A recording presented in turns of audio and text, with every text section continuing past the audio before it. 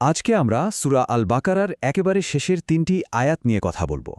এই আয়াতগুলো কিন্তু শুধু আলাদা আলাদা কোনো বক্তব্য না, বরং এগুলো একসাথে মিলে একটা সম্পূর্ণ কথোপকথন তৈরি করে, যা আমাদের ঈমানের একটা খুব মৌলিক দিক তুলে ধরে। আমাদের এই আলোচনাটা শুরুই হচ্ছে একটা বেশ শক্তিশালী আর সত্যি বলতে কিছুটা উদ্বেগজনক একটা ঘোষণা দিয়ে। এখানে বলা হচ্ছে যে আমাদের মনের একেবারে গভীরে লুকিয়ে থাকা চিন্তাগুলোরও হিসাব নেওয়া হবে। একবার ভেবে দেখুন তো, মনের মধ্যে আসা প্রত্যেকটা ক্ষণস্থায়ী চিন্তার জন্য যদি জবাবদিহি করতে হয়, এই ধারণাটা ইসলামের প্রথম প্রজন্মের বিশ্বাসীদেরও কতটা বিচলিত করেছিল। তারা বুঝতে পারছিলেন যে মনের ওপর নিয়ন্ত্রণ রাখা আসলে কতটা কঠিন একটা কাজ। তো এই যে ঐশী ঘোষণা, এর আসল মানেটা কি? চলুন এই বিষয়টা দিয়েই আমাদের আলোচনা শুরু করা যাক, যেখানে আল্লাহর পরম জ্ঞান আর মানুষের চিন্তার জগৎ এক হয়ে গেছে। এখানে হিসাব শব্দটা বোঝা কিন্তু খুব জরুরি। তাফসির আল কুরতুবী এটার একটা দারুণ গভীর ব্যাখ্যা দেয়। দেখুন, এর মানে কিন্তু এই না যে সাথে সাথে শাস্তি দেওয়া হবে, বরং এটা হলো আল্লাহর সর্বজ্ঞতার একটা ঘোষণা, যা একটু পরেই তার অপরিসীম করুণা দিয়ে একটা ভারসাম্যে আনা হয়েছে। আচ্ছা, আল্লাহর এই অসীম ক্ষমতার ঘোষণার পর বিশ্বাসীরা কিভাবে সাড়া দিলেন? এর উত্তরটা আমরা ঠিক পরের আয়াতেই, অর্থাৎ ২৮৫ নম্বর আয়াতে খুঁজে পাব। এ আয়াতে ঈমানের যে মূল স্তম্ভগুলো আছে সেগুলোকে একসাথে ঘোষণা করা হয়েছে। এটা কিন্তু শুধু একটা লিস্ট না, এটা একজন বিশ্বাসীর পরিচয়ের মতো। তারা আল্লাহ, তার ফেরেশতা, তার কিতাব আর তার পাঠানোর সমস্ত রসুলের উপর বিশ্বাস স্থাপন করে। আর এই পুরো ঘোষণার সবচেয়ে শক্তিশালী অংশটা হলো এই দুটো শব্দ, সামিনা ওয়া আতানা। আমরা শুনলাম এবং মেনে নিলাম। ইমাম আত্তাবারির মতে এটাই একজন মুমিনের আসল পরিচয়। প্রশ্নটা কেন নিয়ে নয়, বরং বিশ্বাসটা হলো যিনি আদেশ দিচ্ছেন তার উপর। এখানে একটা খুব ইন্টারেস্টিং প্রশ্ন আসে, কেন এখানে আমি না বলে আমরা বলা হলো? এর পেছনের কারণগুলো কিন্তু অসাধারণ। প্রথমত, এটা কোনো ব্যক্তিগত অনুভূতির প্রকাশ নয়, বরং এটা হলো পুরো উম্মার সম্মিলিত ঘোষণা। দ্বিতীয়ত, এটা আমাদের অহংকার দূর করে বিনয়ী হতে শেখায়। আর তৃতীয়ত, এটা বিভেদ নয়, বরং ঐক্যের একটা প্রতীক।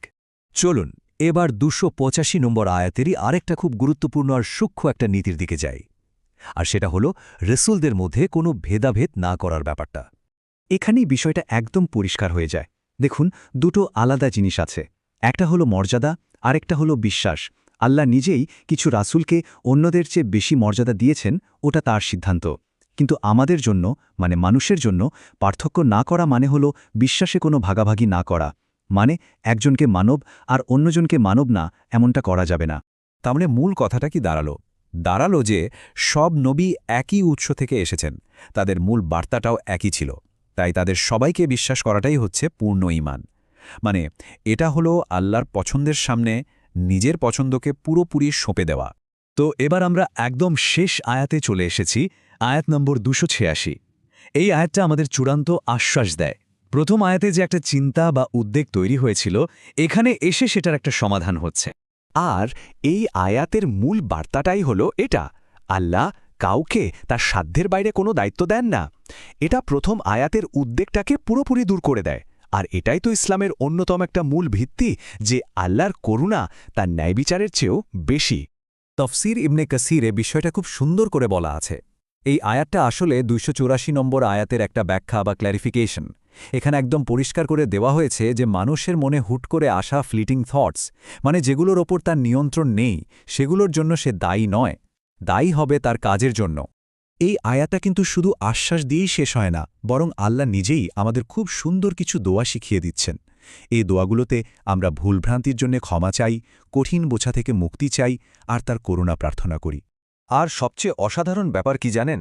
সহি মুসলিমের একটা হাদিসে বলা হয়েছে, বান্দার এই প্রত্যেকটা দোয়ার জবাবে আল্লাহ বলেছেন, আমি কবুল করেছি। চিন্তা করুন, এটা আল্লাহর রহমতের কি এক চূড়ান্ত নিশ্চয়তা। চলুন এইবার আমরা এই ৩টা আয়াতকে একসাথে মিলিয়ে দেখি কিভাবে এগুলো মিলে একটা সম্পূর্ণ চিত্র তৈরি করে। এই ৩টা আয়াতের মধ্যে সম্পর্কটা কিন্তু এক কথায় অসাধারণ। দেখুন, প্রথম আয়াত অর্থাৎ ২৮৪ নম্বর আয়াত আল্লাহর পরম ক্ষমতা আর জ্ঞানের কথা বলছে। ঠিক তারপরেই ২৮৫ নম্বর আয়াতে বান্দা পুরোপুরি আনুগত্যের সাথে নিজেকে সঁপে দিচ্ছে। আর সবশেষে ২৮৬ নম্বর আয়াতে আল্লাহ তার চূড়ান্ত করুণা আর দয়ার দরজা খুলে দিচ্ছেন। এটা যেন ক্ষমতা, আনুগত্য আর করুণার মধ্যে একটা নিখুঁত কথোপকথন। তাহলে মূল বিষয়টা কি দাঁড়ালো? আল্লাহ সব জানেন, কিন্তু তিনি প্রতিশোধ পরায়ণ নন। তিনি হিসাব নেবেন, কিন্তু সাধ্যের বাইরে কোনো বোঝা চাপিয়ে দেবেন না। আল্লাহর ক্ষমতার করুণার এই যে ভারসাম্য, এটা যদি আমরা ঠিকমতো বুঝতে পারি, তাহলে জীবন আর বিশ্বাস নিয়ে আমাদের দৃষ্টিভঙ্গিটা কতটা বদলে যেতে পারে, এটাই কিন্তু আমাদের সবার ভাবনার বিষয়।